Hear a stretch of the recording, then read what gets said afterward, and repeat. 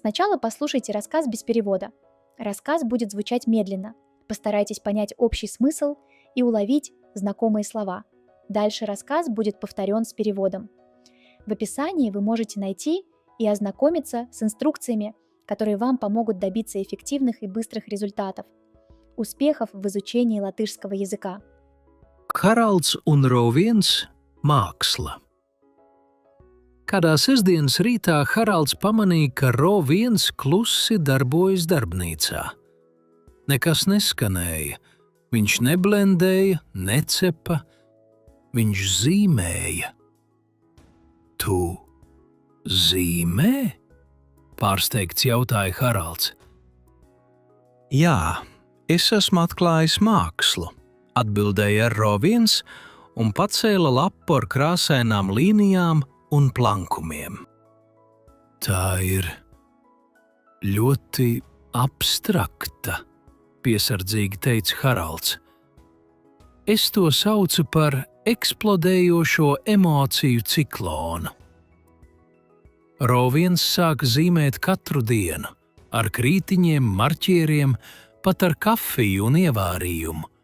Viņš zīmēja un gleznoja visur – uz papīra, uz sienām, uz veciem skapjiem un pat uz ledusskapja durvīm. Haralds nopūtās. Tu esi pārvērtis manu māju par muzeju. Tieši tā, priecājās Roviens, un tagad es rīkoju izstādi. Viņš uzaicināja kaimiņus. Visi nāca skatīties uz radošo haosu. Daži smējās, citi domāja, ka tas ir joks, bet kāda mākslas kritiķe, Haralda radiniece no pilsētas, nopietni nopētīja gleznas un teica: šeit ir kas ģeniāls. Es gribu izstādīt šo darbu galerijā. Haralds apmulsis atbildēja: tiešām? Jā, bet tikai tad, ja autors atbrauks uz atklāšanu un runās par savu mākslu. Roviens piecēlās, uzlika saules brilles un sacīja: protams, bet es runāšu tikai franču valodā, un man vajadzēs tulku. Haralds atkal nopūtās. Laikam man būs jāiemācās franču valoda, vai jāsāk slēpt flomāsters un krāsas. Tajā vakarā Roviens savā istabā trenējās ar valodas aplikāciju, mēģinot izrunāt frāzi Es esmu mākslas dvēsele ar perfektu akcentu. Viņš aplika vecu šalli un pats izgatavoja sev bereti.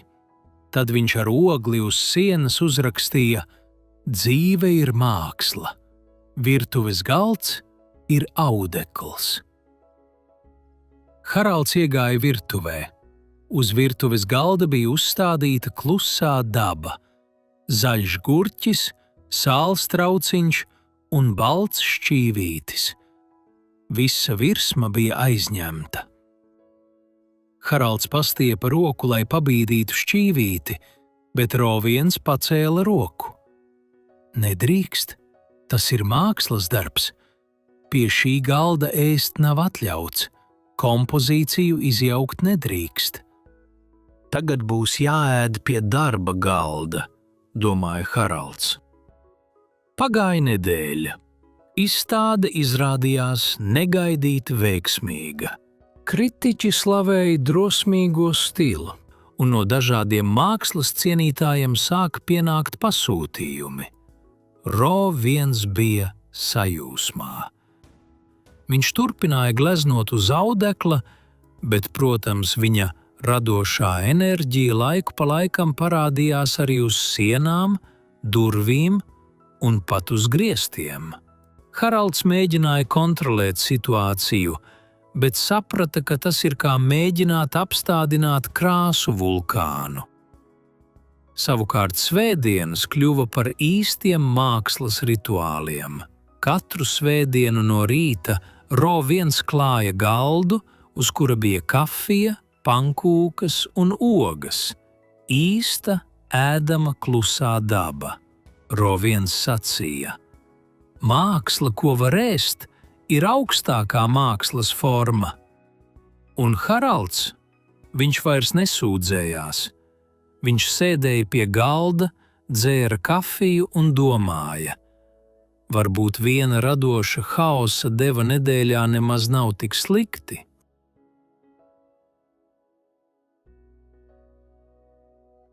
Haralds un Roviens – māksla. Kādā sestdienas rītā Haralds pamanīja, ka Roviens klusi darbojas darbnīcā. Nekas neskanēja, viņš neblendēja, necepa, viņš zīmēja. Tu zīmē? Pārsteigts jautāja Haralds. Jā, es esmu atklājis mākslu, atbildēja Roviens un pacēla lapu ar krāsainām līnijām un plankumiem. Tā ir ļoti abstrakta, piesardzīgi teica Haralds. Es to saucu par eksplodējošo emociju ciklonu. Roviens sāka zīmēt katru dienu, ar krītiņiem, marķieriem, pat ar kafiju un ievārījumu. Viņš zīmēja un glaznoja visur, uz papīra, uz sienām, uz veciem skapjiem un pat uz ledusskapja durvīm.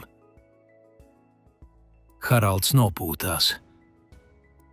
Tu esi pārvērtis manu māju par muzeju. Tieši tā, priecājās Roviens, un tagad es rīkoju izstādi.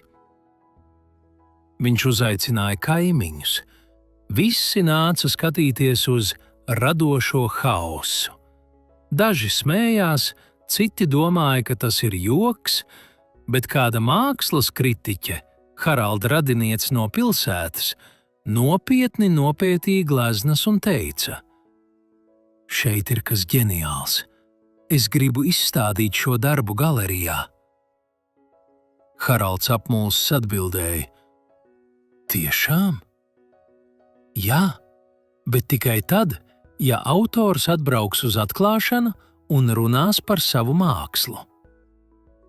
Roviens piecēlās, uzlika saules brilles un sacīja: protams, bet es runāšu tikai franču valodā, un man vajadzēs tulku.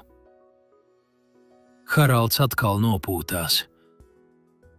Laikam man būs jāiemācās franču valoda, vai jāsāk slēpt flomāsters un krāsas. Tajā vakarā Roviens savā istabā trenējās ar valodas aplikāciju, mēģinot izrunāt frāzi Es esmu mākslas dvēsele ar perfektu akcentu. Viņš aplika vecu šalli un pats izgatavoja sev bereti. Tad viņš ar ogli uz sienas uzrakstīja: dzīve ir māksla, virtuves galds ir audekls. Haralds iegāja virtuvē. Uz virtuves galda bija uzstādīta klusā daba, zaļš gurķis, sāls trauciņš un balts šķīvītis. Visa virsma bija aizņemta. Haralds pastiepa roku, lai pabīdītu šķīvīti, bet Roviens pacēla roku. Nedrīkst, tas ir mākslas darbs. Pie šī galda ēst nav atļauts, kompozīciju izjaukt nedrīkst. Tagad būs jāēd pie darba galda, domāja Haralds. Pagāja nedēļa. Izstāde izrādījās negaidīti veiksmīga. Kritiķi slavēja drosmīgo stilu, un no dažādiem mākslas cienītājiem sāka pienākt pasūtījumi. Roviens bija sajūsmā. Viņš turpināja gleznot uz audekla, bet, protams, viņa radošā enerģija laiku pa laikam parādījās arī uz sienām, durvīm un pat uz griestiem. Haralds mēģināja kontrolēt situāciju, bet saprata, ka tas ir kā mēģināt apstādināt krāsu vulkānu. Savukārt svētdienas kļuva par īstiem mākslas rituāliem.